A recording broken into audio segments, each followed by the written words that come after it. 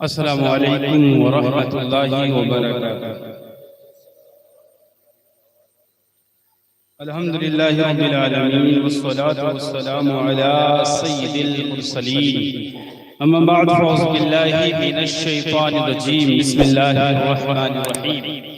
सब लोग मोहब्बतों के साथ प्यारे आका सल्लल्लाहु अलैहि वसल्लम की बारगाह आलिया मुक़द्दसा मुबारका में हमारे साथ दुरूद पाक पढ़े। अस्सलातु वस्सलामु अलैका या रसूल अल्लाह व अला आलिका व अस्हाबिका या हबीब अल्लाह। अस्सलातु वस्सलामु अलैका या नबी अल्लाह व अला आलिका व अस्हाबिका या नूर अल्लाह। प्यारे इस्लामी भाइयों, शेख तरीक़त अमीर अहले सुन्नत बानी दावत इस्लामी हज़रत अल्लामा मौलाना अबू बिलाल मोहम्मद इलियास अल क़ादरी रज़वी दामत बरकातुहुल आलिया अपने रिसाला इमाम हुसैन की करामत में नकल फरमाते हैं, चैन दिलों के चैन रहमते दारैन ताजदारे हरमैन सरवरे कौनैन नानाए हसनैन सल्लल्लाहु अलैहि वसल्लम का फरमाने रहमत निशान है। जब जुमेरात का दिन आता है, जब जुमेरात का दिन आता है, अल्लाह पाक फरिश्तों को भेजता है जिनके पास चांदी के वरक होते हैं, जिनके पास चांदी के वरक होते हैं और सोने के कलम होते हैं, और वो लिखते हैं कि कौन यौमे जुमेरात और शबे जुमा, यानी जुमेरात के दिन और जुमे की रात को मुझ पर ज्यादा दुरूद पाक पढ़ता है। तो आप लोग माशाअल्लाह खुशनसीब है और हम भी आपके जरिए खुशनसीब हो गए कि हमने आज वो रात पाली है। आज क्या है? शबे जुमा है, यानी जुमे की रात है कि नहीं? और जुमे की रात की बड़ी फजीलतें हैं, बहुत फजीलतें बरकतें हैं, आप सुनते रहते होंगे। तो हम लोग भी इंशाअल्लाह इसकी बरकतें लूटेंगे और हमारा भी नाम इंशाअल्लाह फरिश्ते चांदी के कागजों पे लिखेंगे सोने के कलम से। कोई है दुनिया में ऐसा जो हमारा नाम लिखता हो सोने के कलम से चांदी के कागजों पे? नहीं है कोई, लेकिन मेरा अल्लाह हमारा नाम लिखवा रहा है।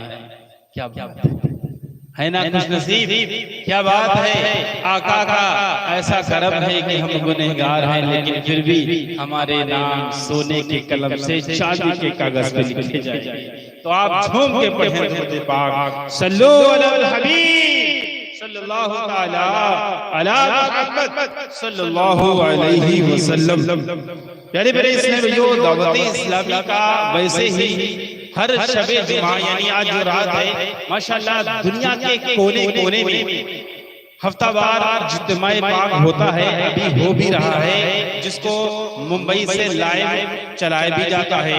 आज माशाअल्लाह आप हमारे साथ शरीक हैं, लेकिन जब ये महफिल ना हो तो अगले जुमेरात को अगर आपका मन करे यार मैं बरकतें हासिल करूं घर बैठे के लिए, हम लोग तो हमेशा नहीं आ पाएंगे, ना हजरत आ पाएंगे, ये सामियाना लगेगा।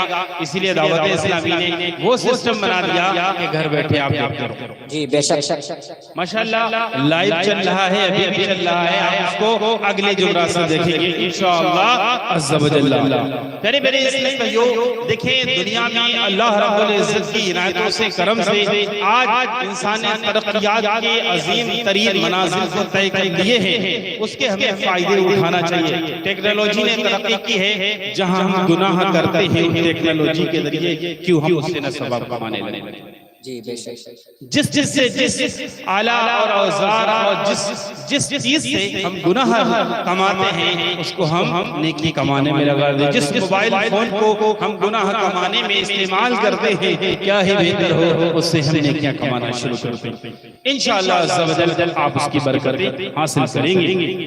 प्यारे इस्लामी भाइयों, इसके साथ एक खुशखबरी और बता देता हूँ कि आप हो सकता है बाद में के मौजू से हट के बात है, आई तो बता दे रहा हूँ, फिर आगे अपनी बात शुरू करते हैं। प्यारे इस्लामी भाइयों, आज जो जुमे की रात है और दावत इस्लामी की तरफ से हर जुमे के दिन एक किताब शाये कर दी जाती है, छाप दी जाती है, ताकि हमारे दूर दराज इलाकों में रहने वाले लोग जहां हम पहुंच नहीं पाते हैं उन तक वो किताब पहुंच जाए।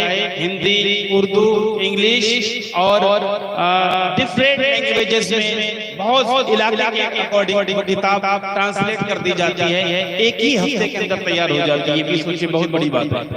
और उसको अलग अलग भाषाओं में ट्रांसलेट भी किया जाता है, तर्जुमा कर दिया जाता है, और उसकी रिकॉर्डिंग भी तैयार कर ली जाती है। यानी जो पढ़ना नहीं जानते हैं उसको सुन लें, और जो पढ़ना जानते हैं फिर भी सुनने पढ़ने का मन नहीं कर रहा है तो उसको सुन लें। और उसका तरीक़ेकार बहुत अच्छा है। मैं हमेशा ये बताता हूँ और इसलिए बता रहा हूँ कि ये जलसे ये जुलूस हमेशा हम नहीं कर सकते हैं, लेकिन ये किताबें हमेशा आपको भेज सकते हैं। आप अपने बच्चों के साथ, बेटियों के साथ, हमारी प्यारी प्यारी माओं के साथ बैठ के उस किताब को पढ़ा कीजिए और उसको सुना कीजिए। इंशाअल्लाह इसकी बरकतें हमें हासिल होती रहेंगी। अपने अपने घरों में सब लोग इसका एहतमाम करेंगे। और ये किताब आधा घंटे की होती है, जिसको 3 दिन में सुनिए 10-10 मिनट करके या 11-11 मिनट करके 11 से आपके 3 दिन में किताब पूरी हो जाएगी। इंशाअल्लाह अज़्ज़ा व जल्ला हमारे बच्चे से बरकतें हासिल करेंगे। सल्लु अलल हबीब सल्लल्लाहु तआला अला मुहम्मद सल्लल्लाहु अलैहि वसल्लम। प्यारे मेरे इस्लामी भाइयों, आज का हमारा मौजू है पर्दा। इसी के हवाले से आगे पीछे मिला जुला के गुफ्तगू की जाएगी और इंशाअल्लाह आप सुनेंगे और इसकी बरकतें हासिल करेंगे। प्यारे इस्लामी भाइयों, देखें आप दुनिया की किसी पर्सनालिटी को देख लें, कोई शख्सियत को देख लें, तो उसके पीछे आपको यही नजर आएगा कि उसके माँ का कलीदी रोल है, या उसकी फूफी का कलीदी रोल है, या उसकी खाला का है, या उसकी दादी का है। यानी वुमेन डज आ की रोल, यानी एक औरत होती है बुनियादी किरदार अदा करती है। क्यों? क्योंकि जो परवान चढ़ता है बच्चा वो किसी की आगोश में पलता है कि नहीं? देखिए जो भी होता है हज़रत आदम अलैहिस्सलाम को छोड़ दीजिए, कोई भी बच्चा है भाई किसी की माँ की गोद में तो पलेगा, है ना? किसी की माँ की गोद में पलेगा, किसी के माँ के जो है जरिए वो सैराब होगा और उसके जो बचपना है वो आगे को बढ़ेगा, और वही माँ उसको बोलना सिखाती है, वही चलना सिखाती है, और वही उसको तरह तरह की तहजीब व तमद्दुन का जाम खिलाती रहती है। आप जाने प्यारे इस्लामी भाइयों, जो हमारी कंट्री में पैदा होता है वो हिंदुस्तान में रहकर हिंदी और उर्दू आसानी से बोल लेता है, लेकिन जो अमेरिका में पैदा होता है वो वहाँ रहकर आसानी इंग्लिश बोलने लगता है। जो सऊदी अरबिया या अरब कंट्रीज में पैदा होता है वो आसानी अरबी बोल लेता है। जो चाइना में पैदा होता है बड़ी आसानी से चाइना बोल लेता है। जो हमारे देहात में पैदा होता है हमारी देहाती जबान बोल लेता है। जो पूर्वी इलाकों में पैदा होता है वो पूर्वांचल की भाषा बड़ा आसानी से बोल लेता है। जो बिहार में पैदा होता है वहां की बोल लेता है। पता चला कि ये कहां से आता है, ये कहां से आता है? ये माँ कौन बोलता है? माँ बोलती है ना। जिसकी माँ जैसा बोलती है बच्चा वैसे बोलना शुरू कर देता है। अब माँ क्या क्या बोलती है बच्चा वही वही बोलने लगता है। देखिए हम लोग सोचते हैं कि जब कोई बड़ा हो जाता है ना तब सीखता है। मेरे आका ने फरमाया उतलुल इल्मा मिनल महदी इलल लहद, seek education from cradle to grave, यानी इल्म हासिल करो माँ की गोद से लेके कब्र। समझ रहे? लेकिन इसके पीछे आप गौर करें, आप गौर करें। मेरे आका सल्लल्लाहु अलैहि वसल्लम ने जो कॉन्सेप्ट ऑफ एजुकेशन दिया है बहुत अहम है। हम ये सोचते हैं यार बस्ता लेके किताबें चार लेके स्कूल को जाना, मदरसे जाना यही इल्म है। नहीं मेरे प्यारे भाई, मेरे आका ने फरमाया माँ की गोद से, माँ की सच में गोद से ही बच्चा सीखता है, बल्कि मेरे गौस ने माँ की गोद से पहले ही इल्म हासिल कर लिया। क्या बात है, सुभान अल्लाह सुभान अल्लाह। मेरे गौस ने गोद में आने से पहले ही कुरान पाक याद कर लिया था। कमाल कैसे थी हमारे गौस पाक, उन्होंने अपने नाने जान की हदीस को परफेक्ट करके बता दिया क्योंकि हदीस से पाक तो कॉमन है ना, तो हम इसमें शामिल हो गए। मेरे गांव से पाक है ना, वो अलग अलग शख्सियत है, तो उन्होंने माँ के जो है बतन मुबारक में ही सीखा और फिर बाद में सीखते चले गए। खैर, तो पता ही चला कि हमें इस स्टार्टिंग ऑफ द लाइफ हम सीखना चालू कर देते हैं। लेकिन क्या करते हैं, अक्सर घरों में क्या माहौल होता है, बच्चा छोटा होता है, एकदम बिल्कुल छोटा बेचारा होता है, उसके सामने आज के दौर में क्या करते हैं आप जानते होंगे। माँ जो होती है उसके सामने क्या करने लगती है आप लोग जानते होंगे, यानी झूठ का सहारा लेना चालू कर देते हैं। और आजकल तो जान बचाने के लिए मोबाइल का सहारा लेने कर देते हैं और गलत का उसके सामने पेश करना शुरू कर देती हैं। बिल्कुल सेम वैसा ही बच्चा होता है।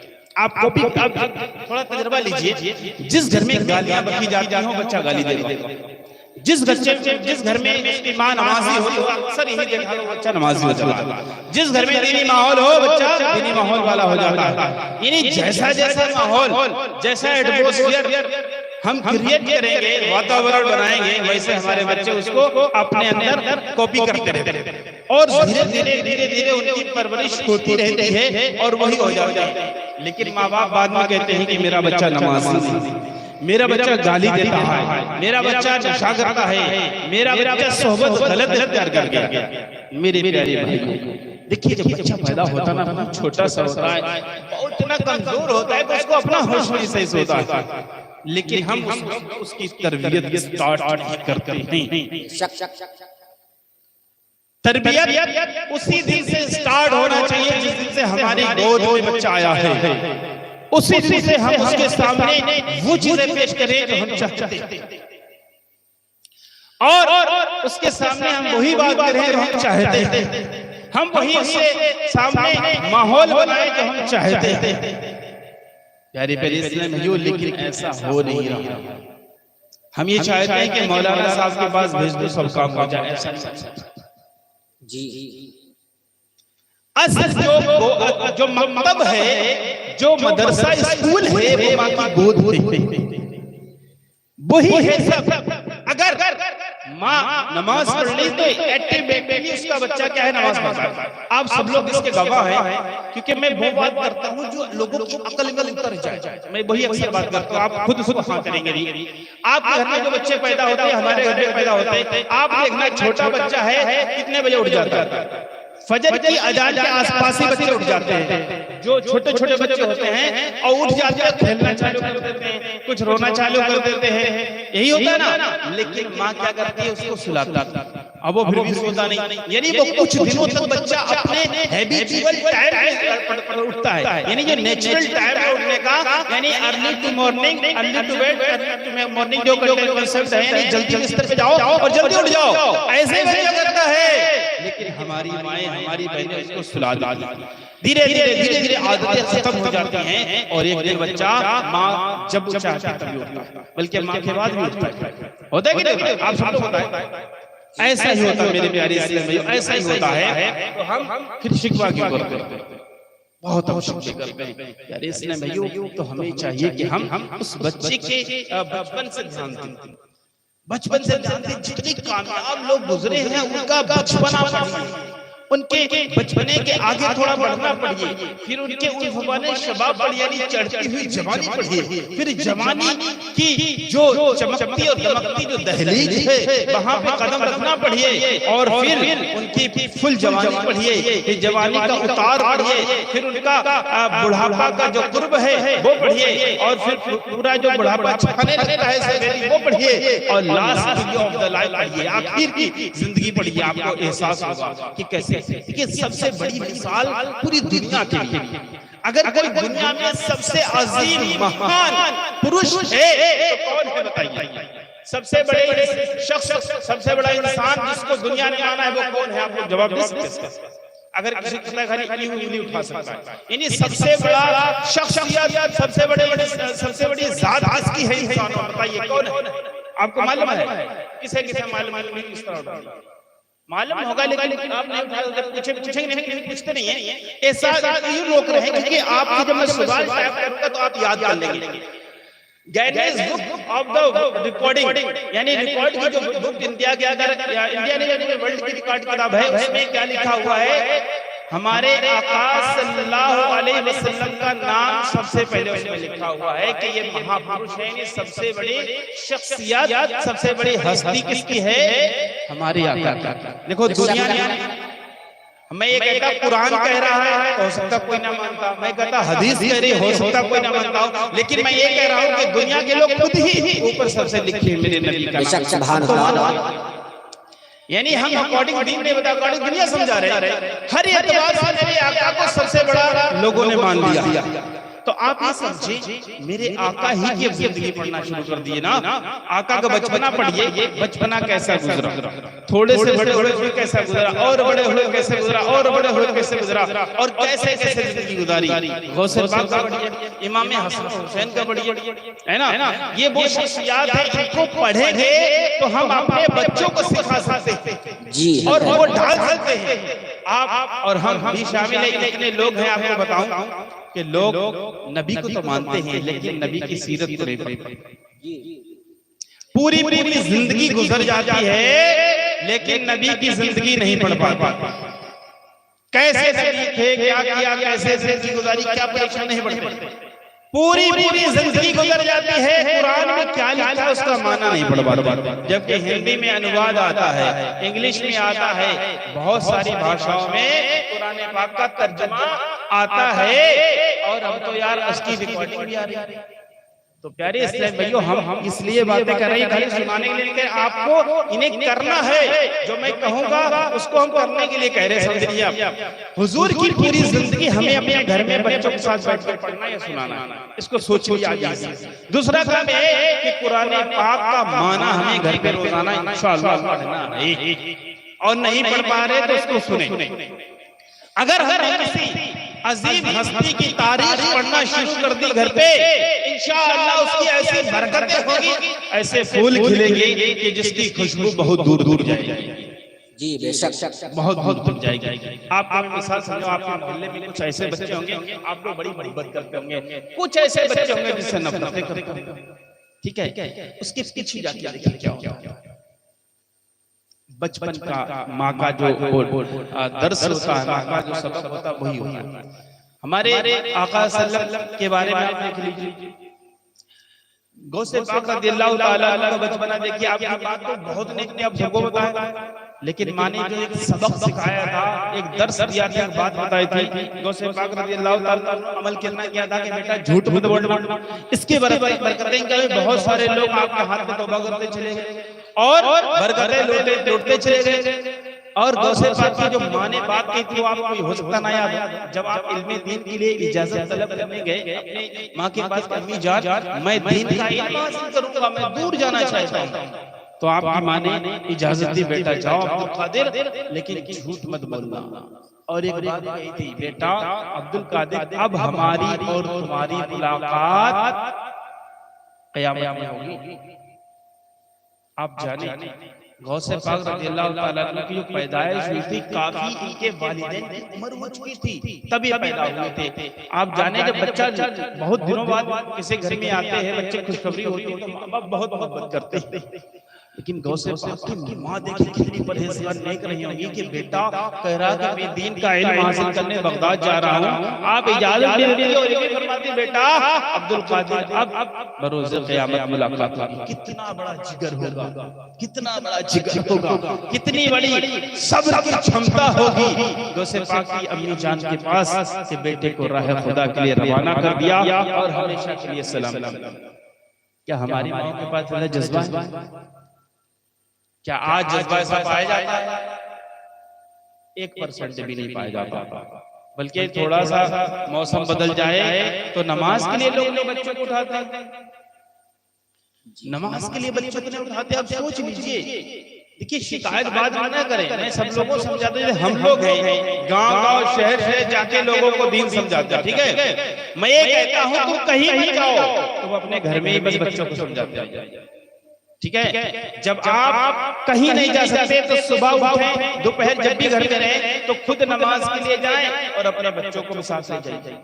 देखिए जब तक छोटा होगा है ना तो आप उसको लेके जा सकते हो, और जब आपसे ज्यादा लंबा हो गया तो क्या करोगे? डर लगता है बाप को कि आप कहोगे हम नाराज हो जाएंगे। अब वो सो रहा है तो डर लगता है बेटे को उठाते हैं। जब बच्चा छोटा होता है तो हम बच्चे को 7 साल की उम्र से नमाज के लिए ले जाएं। मेरे आका के फरमान है, आका ने फरमाया अगर 10 साल का हो जाए तब अगर ना पढ़े तो उसको लकड़ी से मारकर पढ़वाओ। अंदाजा लगाइए। लेकिन हम बच्चे को पढ़वाते नहीं।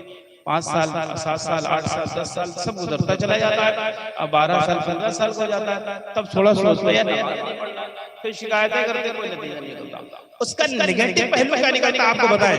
आपके मोहल्ले में जो नमाजी लड़के होंगे तो लोगों को अच्छा मानते होंगे, ठीक है, और जो नमाज नहीं पढ़ते उनको अच्छा नहीं माना जाता, वो खुद भी अपने आप को अच्छा मानते हैं। देखिए जो दीनी बातों से जुड़ जाता है ना तो उसका माइंड भी फ्रेश रहता है, उसके काम भी अच्छे होने लगते हैं, उसकी सोबत भी अच्छे होने लगती है, उसके सारे काम अच्छे होने लगते हैं। तो मेरे प्यारे भाइयों, आप और हम सब लोग जिम्मेदार हैं। अगर हमारे घर में दीनी माहौल नहीं, हम उसके जिम्मेदार हैं। हम अपने बच्चों को क्यों नहीं बचपन से समझाते? इसका सबसे बड़ा जिम्मेदार कौन है? माँ और बाप दोनों। सबसे पहले है माँ जिम्मेदार, सबसे पहले माँ जिम्मेदार है, उसके बाद बाप जिम्मेदार है।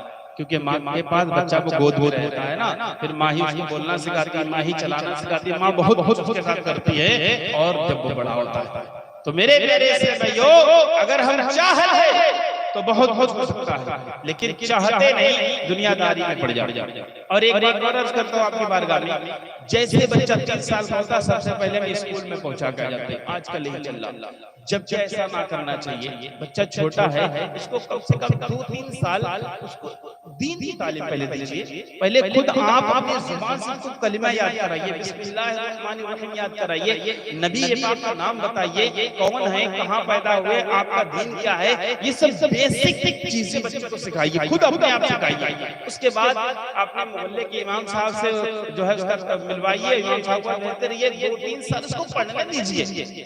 उसके बाद फिर स्कूल की तरफ भेजिए। लेकिन क्या होता है, पहले स्कूल की हवा दिखा देते, बेचारा पढ़ता रहता और दीन से महरूम हो जाता। इतने सारे लोग बैठे, मैं एक क्वेश्चन कर रहा हूँ, इसलिए नहीं कर रहा हूँ कि आपको शर्मिंदा करूं, हम उसी में शामिल हैं, एहसास खाली कराना चाहिए। आपको बताएं, आज आप किसी से पूछिए कि what is definition of the ईमान, ईमान किसे कहते हैं, ईमान की परिभाषा क्या है, किसी पूछ के देखिए ईमान किसे कहते हैं। 100 लोगों से पूछेंगे, 1-2 हो सकता बता दे, वरना बता नहीं पाएंगे ईमान किसे कहते हैं। ऐसा ही है, मैं गलत कह रहा हूं मेरे भाई, ऐसा ही तो ईमान किसे कहते हैं लोगों को पता नहीं। अब जब पता नहीं तो बचाएंगे क्या? जी बेशक। जब ईमान पता ही नहीं तो बचाओगे क्या? और बताना किसको चाहिए था? माँ को, और माँ को खुद ही नहीं पता। बताना चाहिए था बाप को, और बाप को खुद ही नहीं पता है। ऐसा लग रहा है कि सबसे पहले माँ और बाप की तरबियत होना चाहिए, और इस तरबियत को दावत इस्लामी कर रही है, बाकायदा कर रहे लोग हैं। डॉक्टर, इंजीनियर, प्रोफेसर, वकील, जज, एवरी पर्सन, सबको एक तरफ तरबियत दे रहे हैं। दावत इस्लामी सबको तरबियत दे रही है, ताकि बड़ों को तरबियत दे देंगे ना, हम एक बंदे को सही कर देंगे, उसकी नस्लें सही हो जाएंगी। इसी के लिए कहाँ ले जाते हैं? दावत इस्लामी की काफिले में 3 दिन के लिए ले जाते हैं, और जो काफिले से लौटता है तो बरकत। इसकी मिसालें यहाँ हैं। फैजान भाई कोई आलिम है, मुफ्ती है, कारी कुछ नहीं है ना, फैजान में बैठे सामने आलिम मौलाना नहीं है ना, ये काफिले की बरकतें हैं, काफिले की बरकतें हैं। प्यारे से भाइयों, इनके बच्चे आलिम हो रहे हैं, इनकी बेटी आलिम हो चुकी, इनका नस्ल बदल गई है। इसीलिए दावत इस्लामी काफिला कराता है, इसीलिए हम कोर्सेस कराते हैं छोटे-छोटे, क्योंकि माँ को बेचारी खुद नहीं पता, बाप खुद नहीं पता, तो हम अपनी न्यू जनरेशन को, यंग जनरेशन को, फ्यूचर हमारी जो आने वाली नस्ल है उसको कैसे हम चेंज करेंगे, यही एक तरीका है कि अपने जवानों को बदल दें और अपनी जो बहनें हैं उनको बदल दें। उनके लिए क्या कर रही है दावत इस्लामी? इस्लामी बहनों के लिए इस्लामी बहनें काम कर रही हैं, इस्लामी भाइयों के लिए इस्लामी भाई काम कर रहे हैं, और चेंज चल रहा कि हमारे घरों का माहौल बदल जाए, और जो हमारी बहन और जो हमारी बेटियां और जो हमारे भाई, जो हमारे चाचा, जो हमारे दादा काफिलों में कहीं नहीं जा सकते, कहीं नहीं जा सकते, उसके लिए दावत इस्लामी ने उनको फैसिलिटी दे रखी है कि तुम इंटरनेट की दुनिया में जाओ, पूरी लाइब्रेरी हजारों किताबें खोलो, किताब फ्री डाउनलोड कर लो और वहां से पढ़ते रहो। पढ़ो, और नहीं पढ़ पा रहे तो लाखों लाख बयान पड़े हुए हर महीना के हैं। एक बार लिखो 2 से पाक का बयान तो 10 बयान आएंगे आपके इस्लामी। सुनते रहो, मस्त रहो, जहां भी रहो पढ़ते रहो। हम नहीं पहुंचेंगे, आप नहीं पहुंचेंगे, लेकिन हमारा बयान दावत इस्लामी का पहुंचता है। बेशक। तो अब हमारी कोई माँ कोई बहन ये शिकायत न करे कि हमको नहीं पता। आप दीन सीखिए, अपने बच्चों को सिखाइए, क्योंकि मेरे प्यारे इस्लामी भाइयों, गौसे पाक की माँ ने एक नसीहत की, बेटा झूठ मत बोलना, तो कितना बड़ा फायदा होगा। मेरे प्यारे इस्लामी भाइयों, तो आज हमारी माएं जो है ना, वो भी अपने बच्चों को कहा करें बेटा झूठ मत बोलना, ठीक है, बेटा झूठ मत बोलना, बेटा नमाज पढ़ो। माँ को चाहिए, देखिए जो है एक नाम ज़बान पे नहीं आ रहा है, तो उन्होंने, उनकी माँ ने अपने बच्चे को कैसे नमाज सिखाई थी।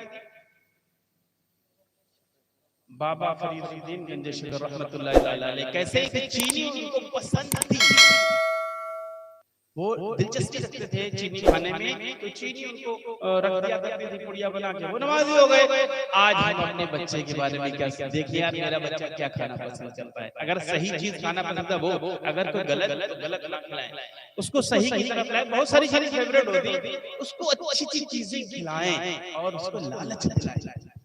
लालच दे, बच्चे लालच में होते, और हम लोगों के अंदर जो नफ्स है वो भी लालची है। जो इंसान के अंदर नफ्स है, उसके दो क्वालिटी है बच्चे वाली, वो लालची भी है और डरपोक भी है।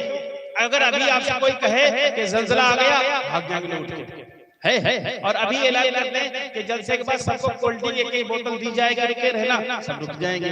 ये इंसान के अंदर लालच है। ये क्यों है? क्योंकि नफ्स उसके अंदर, नफ्स लालची भी है, डरपोक भी है। बच्चा जो होता, बच्चा भी लालची भी होता, डरपोक होता है। 100 में 1 आदमी बच्चे भी लालची होते हैं।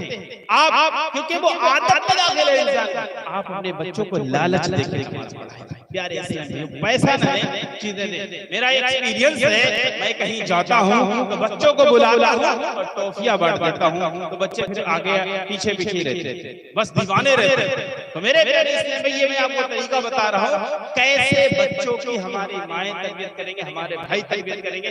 आप सब लोग मिलकर मेहनत करेंगे, तब माहौल बदलेगा। हम लोगों के अकेले मेहनत से कुछ नहीं हो सकता। हम तकरीरें करते रहेंगे, मस्जिदों में करेंगे, जलसों करेंगे, कुछ होने वाला नहीं मेरे से भैया। तो जो मेरी माएं बहनें सुन रही हैं वो अमल करें, जो मेरे भाई सुन रहे हैं वो अमल करें, और धीरे धीरे माहौल को लाएं। प्यारे प्यारे इस्लाम भैयों, और इसी में हम शामिल करते हैं कि प्यारे इस्लाम भैयों, आज हमारा माहौल क्या है, माँ जो है ना शॉर्ट कपड़े पहनने लगी हैं, पर्दा कम कर दिया है, तो ऑटोमेटिक बच्चे खुद ही पहनेंगे। अगर माँ सही कपड़ा पहनेगी, बहन सही पहनेगी, तो हमारी बेटी सही पहनेगी। होता है क्या, बच्ची 8 साल 6 साल बोले छोटी है, तो बहुत छोटी है, कोई बात नहीं, वो जब बड़ी होती है उसको आदत लगी चुकी होती है। आप जाने जिस बच्चे को आप बचपन से जो पहनाएंगे, बड़े होकर वो कैसे पहनेगा। जो कुर्ता पजामा पहनता है उसको आप बोलिए कि पैंट पहनो, पहन ही नहीं सकता है। जो मदरसे में बच्चियां पढ़ती हैं वो हाथों में दस्ताने भी पहन लेती है, नकाब भी पहन लेती है, घर में कुछ भी, उनको आदत बन गई है। आप बोलो कि नकाब होता है, चलो नहीं जाएंगे। लेकिन जो कॉलेज में हमारी बहन, 2 बहनें कॉलेज की हो और एक मदरसा की हो, कॉलेज वाली चली जाएगी लेकिन मदरसा वाली बता नहीं, उसकी आदत में दाखिल कर दिया। ऐसे ही हम अपनी बेटियों और अपनी बहनों की आदत में दाखिल कर दे बचपन से ही, इंशाअल्लाह उनकी आदत बन जाएगी। जो लोग करते होंगे उनके घर में माहौल होगा कि उनकी बहनें कभी बाहर भी नहीं निकलती होंगी, मार्केट जाना के बाद। तो इसमें गौर करें प्यारे से भैयों, हम गौसे पाक तो नारा खूब लगाते हैं, आला हज़रत का नारा लगाते हैं, सबका नारा लगाते हैं, लेकिन इनकी माओं के बारे में पढ़ो, इनकी बेटियों के बारे में पढ़ो, इनकी बहनों के बारे में पढ़ो, आपको अंदाजा हो जाएगा। इमाम हुसैन की बहन के बारे में सुना, इमाम हुसैन की बहन इतनी नेक थी, तो उनकी अम्मी जान को जानते हैं, बहन इतनी नेक थी कि अपने घर के आंगन में नहीं बैठती थी। इमाम हुसैन रज़ियल्लाहु अन्हु जो बहन थी वो अपने घर के आंगन में नहीं बैठती थी। क्यों? कहीं कोई छत पे आके ना नजर पड़ जाए, अंदाजा लगा। प्यारे इस्लाम भाइयों, हम जब खुद नहीं करेंगे तो बच्चों से उम्मीद लगा रहे हैं। इसका नुकसान क्या हो रहा, 2023 का रिजल्ट हमारे सामने है, जो हमने देखे हैं नुकसान। देखिए कि नहीं देखे, 2023 ने जो हमें रिजल्ट ये है वो बहुत खतरनाक हमारे लिए है। जो जो अपने बेटियों को तहजीब इस्लाम की नहीं दिए, दीन इस्लाम के कल्चर को नहीं फॉलो कराए, उनको खून की आंसू रुला दिए गए। उनको उनकी आंखों से आंसू इतने निकले होंगे कि वो समझ नहीं सकते। प्यारे से भाइयों, उसके बावजूद भी अभी तक हमारी कौम बेदार नहीं है, अभी तक हम बेदार नहीं है। मैं अर्ज करना चाहूंगा मेरे प्यारे इस्लामी भाइयों, अपने अपने घरों का माहौल बदलने की प्लानिंग कीजिए। तकरीरें करते रहेंगे, अंदर अंदर बिगड़ता फिर भी रहेगा। मैं अर्ज करूं जो मैंने पहले बात कही है कि घर में किताब पढ़ने सुनने का माहौल बनाइए, इसका बेहतरीन रिजल्ट आएगा। इसको कहते हैं दावत इस्लामी की इस्लाम में 12 दीनी कामों में से एक काम, यानी घर दर्स, होम लेसन, घर पाठ। इसको घर में पढ़िए 5 मिनट रोजाना, इंशाअल्लाह बरकतें हासिल होंगी। यानी मेरे एक सहाबिया का वाकया सुनते हैं, हमारे आपके ईमान को ताजगी मिलेगी। दुरूद पाक पढ़े सल्लल्लाहु अलैहि हबीब सल्लल्लाहु तआला अला मुहम्मद सल्लल्लाहु अलैहि वसल्लम। देखिए एक ऐसा वाकया सुनते हैं कि आप हैरत करेंगे, ऐसा भी होता है। आया कि मुसलमानों के हलीफ कबीले बनु खुज़ाआ का एक शख्स अपने ऊंट पर सवार कहीं जा रहा था। वो मक्का मुकर्रमा से थोड़ी ही दूर पर शर्म हया की पेकर एक बापर्दा खातून को वीराने में पैदल सफर करते देखकर हैरान रह गया। एक खातून थी जो पर्दे में थी, बाहया थी, बाकिरदार थी, उसकी चाल ढाल बता रही थी बहुत नेक है। और इस शख्स ने देखा कि खातून जा रही है। प्यारे इस्लामी भाइयों, उसे शक गुजरा कि यकीनन इफ़्फ़त माआब खातून उन्हीं मुसलमानों में से होगी जिन्हें अहले मकाने मदीना जाने से रोक रखा है। असल में इश्क़ नबी का जाम जिन जिन लोगों ने पी लिया था मक्का में, वो नबी की मोहब्बत में तड़पते रहते थे और कोशिश करते थे कैसे मेरे आका के पास पहुंच जाए, नबी पाक के पास पहुंच जाए। कुछ लोग जो ग्रुप गया था उस ग्रुप में जा रहे थे, और कुछ लोग जब रह गए थे उनको कुफार ने रोक लिया था तो अकेले अकेले निकल गए। तो ये खातून भी उन्हीं में से थी, ये भी अकेले अपने घर से निकल गए। मक्का और मदीना का डिस्टेंस हो सकता बहुत सारे लोगों को नहीं पता। मक्का और मदीना की दूरी 400 किलोमीटर से ऐसा है ना, 400 किलोमीटर से कुछ ज्यादा दूरी है मक्का और मदीना के बीच में। 400 यानी यहाँ से आप दिल्ली चले जाइए, समझ रहे यार। इसलिए भाइयों इतनी बड़ी दूरी और वो बीवी वो खातून पैदल निकल नबी की मोहब्बत में। तो इस शख्स की नजर पड़ी तो ये अंदाजा हुआ कि अल्लाह वही खातून है जो आका की मोहब्बत में जा रही है। तो प्यारे इस्लामी भाइयों, इन्होंने जो है उस शख्स करीब जाके हाल पूछते हुए उस खातून से इन्होंने अर्ज किया।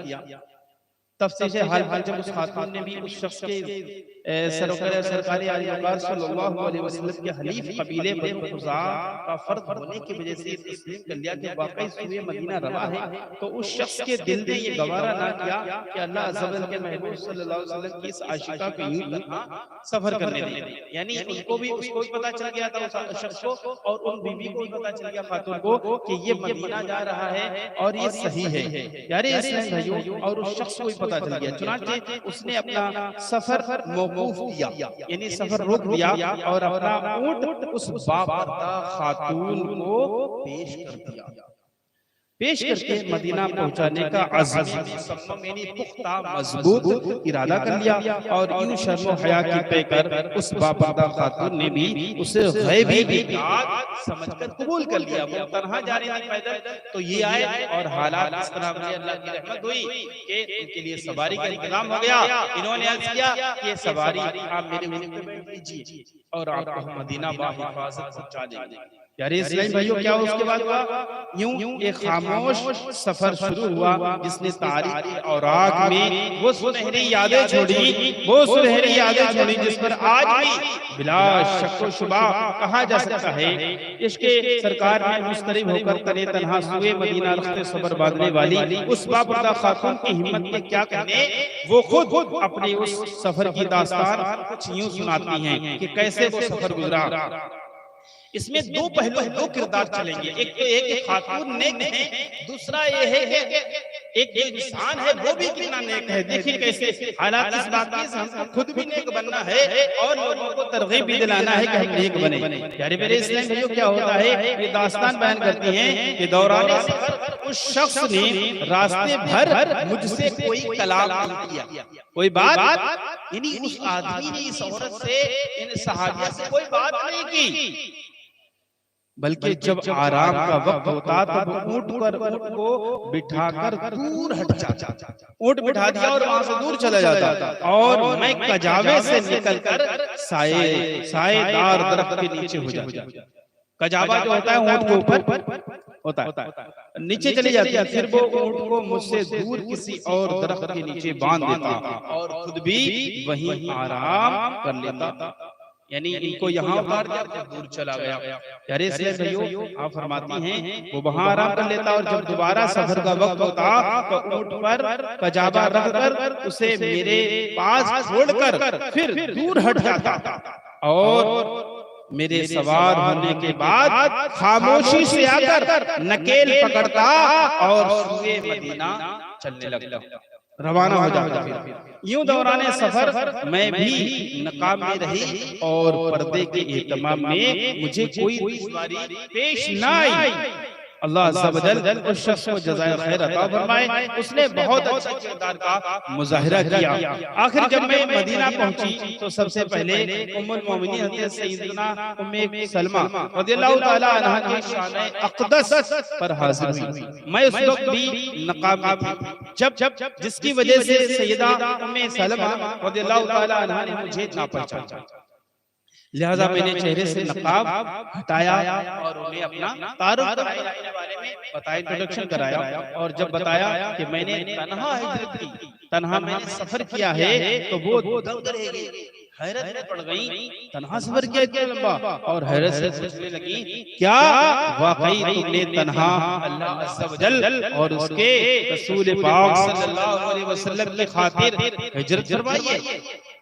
हिजरत कहते हैं मक्का से मदीना की तरफ जाना, उसको हिजरत बोलते हैं। हिजरत फरमाई है अल्लाह पाक की रज़ा के लिए, यानी कि मैंने इकरार किया कि हाँ, अभी हम बातें ही कर रहे थे कि रसूल अकरम शाहे बनी आदम सल्लल्लाहु अलैहि वसल्लम भी तशरीफ ले आए हमारे आका, और तमाम सूरत हाल जानकर आप सल्लल्लाहु अलैहि वसल्लम ने अहलन व सहलन मरहबा के दिल आवेज़ अल्फाज से मुझे खुश आमदीद कहा, वेलकम, स्वागत किया, और मैंने इस तरह इस्लाम की खातिर हिजरत करने को काफी सराहा मेरे आका ने, बहुत खुश हुए मेरे आका।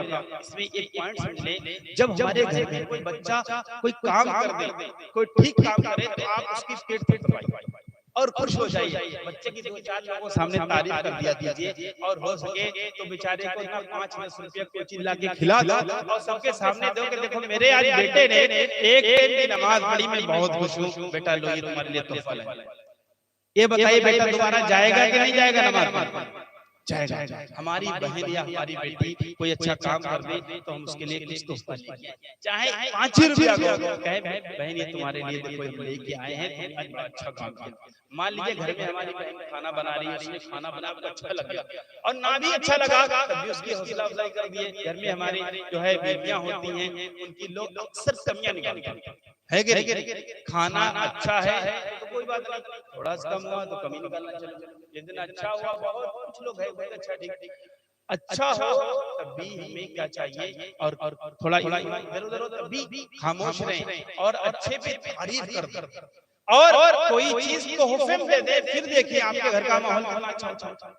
आप 5-10 रुपए का कोई गिफ्ट दे दीजिए, एक कलम ही दे दीजिए, फिर उसकी देखिए मिजाज अच्छे होते हैं। लेकिन हम क्या करते हैं, अपना बेटा और बेटी दूसरों सामने कहते हैं ये ऐसा है, ये वैसा है, गलत करता है, नमाज नहीं पढ़ता, मक्कार है, पढ़ने नहीं जाता, तो बच्चा वो टॉर्चर हो जाता है, गुस्सा हो जाता है, बागी हो जाता है अपने बाप का, अपनी माँ का दुश्मन बन जाता है, बाप का दुश्मन बन जाता है। आप और सब मेरे भाइयों, ये फार्मूला हो सकता है आपको ना पता हो, ये दावत इस्लामी का फार्मूला है, मेरे अहले सुन्नत ने दिया हुआ कि बच्चों को तरगीबन तोहफा दिया कीजिए, घर में बीवियों को तोहफा दिया कीजिए, बहन को तोहफा दो, माँ को तोहफा दो, बाप को तोहफा दो। अब बाप को क्या हौसला अफजाई करेंगे, उनको ऐसे ही कुछ न कुछ ला के दिया करो खाने पीने के लिए। इसलिए दावत इस्लामी के मदरसों में डंडा नहीं रखा जाता, लाठी डंडा कुछ नहीं रखा जाता है, जुबान से समझाइए, नहीं अगर ताकत है जुबान से नहीं समझा सकते हो तो और तरीके से समझाओ, लेकिन मारने पीटने वाला सिस्टम नहीं रखा गया। और जो अच्छा करे उसको, क्योंकि एक कोई अच्छा करता है उसको आपने तोहफा दिया तो चार जो रहेंगे ना बच्चे वो कहे यार हम भी अच्छा करेंगे, हमको भी कल मिलेगा। ऐसा ही ना, वो कहते हम भी ये कराए ना आज नमाज पढ़ा, इसको मिला आज हम भी करेंगे। अगर ये सिस्टम चलाया जाए तो होगा। देखिए फर्रुखाबाद में कमालगंज एक कस्बा है, वहीं पे एक गांव सरैया जाना वहां भी होता है जैसे यहाँ, तो वहां पे इमाम साहब ने ऐलान किया। आपको मैं वो चीजें बताऊंगा जो हम प्रैक्टिकली देख रहे हैं। तो इमाम साहब ने ऐलान किया 12वीं शरीफ में कि 25-25 हजार बार जो दुरूद पाक पढ़ेगा हम उसको तोहफे में 200 रुपया देंगे। 200 रुपया ज्यादा तो नहीं, तोहफे में रुपया देंगे। तो बता रहे गली गली में बच्चे तस्बीह लेके घूम रहे थे, बच्चे तस्बीह लेके घूम रहे थे। हम भी अपने बच्चों को पैसा देते हैं, आप बेटे को बेटा तुम नमाज पढ़ोगे ना तो तुमको रोजाना हम ये दिया करेंगे। देखिए प्रैक्टिकली हो रहा है, लेकिन लोगों को पता नहीं ना तो नहीं कर पा रहे। अब वो इमाम साहब कंडीशन है कि मैं जाता हूँ ना 15-20 बच्चे उनके पास हर वक्त रहते हैं। याद तक कि मैं रात में गया तो देखा जमीन में बच्चे बैठ के स्कूल का काम मौलाना साहब के हुजरे में कर रहे हैं और वही लेटे सो गए, जब फजर में गए फिर वो वही काम कर रहे हैं। क्या है ये चीज? ये मोहब्बत है। इमाम साहब इसका मतलब बच्चों को मोहब्बत दे रहे हैं और ऐसे बच्चों को घेर कर रहे हैं कि आप सोच नहीं सकते। यार इसलिए काश हम भी अपने बच्चों को ऐसे जब भी आए बाहर से दे और कहे बेटा तुमने आज ये किया इसलिए तोहफा दे रहा हूं। इंशाअल्लाह ग्रेजुअली हमारे घर का माहौल बदलेगा। एक टेक्निकली बात है जो मैं बता रहा हूं और हो रहा प्यारे इस्लाम भाइयों। तो मेरे आका साहब ने क्या उन खातून की तारीफ की, अहला व सहला मरहबा का यानी मोस्ट वेलकम, स्वागत, अच्छा हुआ, बहुत अच्छा किया, आप आ गए, बहुत बड़ी दुआ हो गई, बहुत खुश है मेरे आका सल्लल्लाहु अलैहि वसल्लम। इतना उनका सीना चौड़ा हुआ कितनी खुशी होगी। और अगर वो डांट मेरे आका बताओ अकेले क्यों आ गई, कुछ हो जाता है, हो जाता तो हौसला पस्त हो जाता है। मेरे आका तो गैब की खबर जानने वाले प्यारे मेरे इस्लाम भाइयों, आका सल्लल्लाहु अलैहि वसल्लम की हौसला अफजाई की। तो ये कौन थी? देखिए आया है कि प्यारे आका सल्लल्लाहु अलैहि वसल्लम के पास जो पहुंची थी हज़रत सैयदना उस्मान इब्न अफ़्फ़ान रज़ियल्लाहु ताला की मां जाई बहन हज़रत सैयदना उम्मे कुलसूम रज़ियल्लाहु ताला अन्हा थी। आप रज़ियल्लाहु ताला अन्हा ने इस कदर तवील सफर में जिस तरह शर्म व हया की लाज रखी और पर्दे का एहतमाम किया वो आप ही का खासा है। यानी ऐसा और कोई नहीं कर पाया कि सफर भी किया हो और इतना पर्दा भी किया, नहीं होता। सफर कर तो लेते हैं लेकिन पर्दा नहीं हो पाता है लोगों से, वो आप ही का गसरा और इनका इनाम बारगाह लोगों से ये मिला। आका ने देखो तोहफे में किया, देखो आका नवाज रहे, देखो कैसे नवाज रहे। आका सल्लल्लाहु की बारगाह से इनाम ये रहा कि सरकार सल्लल्लाहु ने ना सिर्फ खुशी का इजहार फरमाया, मेरे आका ने सिर्फ खुशी ही का इजहार नहीं किया बल्कि क्या हुआ, अपने आजाद करदा गुलाम और मुंह बोले बेटे, आका के मुंह बोले बेटे हजरत ज़ैद बिन हारिसा रदियल्लाहु ताला अन्हु से उनकी शादी खाना आबादी फरमा दी। आपको अच्छा लगा कि नहीं? सुभान अल्लाह लगी ना। जब आदमी गौर सुनता सुभान अल्लाह नहीं कहता, मैं जानता हूं ना, जब गौर सुनता है तो उसमें डूब जाता है। तो आका ने अपने गुलाम से शादी कर दी, वो भी जिसको अपना बेटा बनाया था, हज़रत ज़ैद बिन हारिसा से आपसे शादी कर दी। प्यारे प्यारे इस्लाम भाइयों, और इनकी जो है जिंदगी में बहारें आ गई। क्या ही किस्मत नहीं होगी कि आका की बारगाह से तरबियत पाया हुआ बेटा हज़रत ज़ैद बिन हारिसा की बीवी बनी। इस्लाम में बड़े सारे से पहलू हमको नजर आ रहे हैं और हमें चीजें सीखने को मिल रही हैं, तो हमें सीखते रहना चाहिए। प्यारे प्यारे इस्लाम भाइयों, इंशाअल्लाह अज़्ज़ा वजल इसकी जो मैंने अर्ज किया इसकी आप भी बरकतें हासिल करें और अपने बच्चों को नसीहतें कम करें, तोहफे ज़्यादा दिया के समझाइए ज्यादा नहीं बल्कि प्रैक्टिकली करके दिखाइए। आपको अभी आपसे तजुर्बा में आप पूछ सकता हूं, ठीक है? कोई अगर मैं आपके सामने काम कर रहा हूं तो आप उसको देखते हैं, मैं जो बताता हूं उसमें सब समझाता है। जैसे बाप बीड़ी पी रहा है ना तो बच्चा उसको जल्दी कॉपी कर लेगा, अब आप बोले बीड़ी ना पियो, वो नहीं मानेगा। जो हम करते हैं वो बच्चे करते हैं, जो हम कहते हैं वो नहीं करते। जो हम करते हैं वो करते हैं वो, और जो हम कहते हैं वो जल्दी नहीं करते। इतना याद रखिए प्यारे इस्लाम भाइयों। तो आप वो करें जो उनसे कराना चाह रहे हैं। ठीक है, इंशाअल्लाह जबरदस्त की बरकतें हासिल होंगी। आइए एक और सहाबिया के बारे में सुनते हैं। हज़रत सैयदना अनस बिन मालिक रज़ियल्लाहु ताला का बयान है, नबी रहमत शफीए उम्मत सल्लल्लाहु अलैहि वसल्लम ने खैबर और मदीना मुनव्वरा के दरमियान 3 दिन क़याम फरमाया। इसी दौरान हज़रत सैयदना सफिया रज़ियल्लाहु ताला अन्हा को अपने हरम में दाखिल फरमाया। फिर दौरान सफर आप सल्लल्लाहु अलैहि वसल्लम ने सहाबाए किराम अलैहिम रिज़वान को दावत वलीमा दी। यानी वलीमे की जो दावत होती है, जो हम लोग शादी करते हैं, वो दावत है सफिया को अपने निकाह कर लिया और सफर कर रहे थे, लोगों को खाने की दावत की।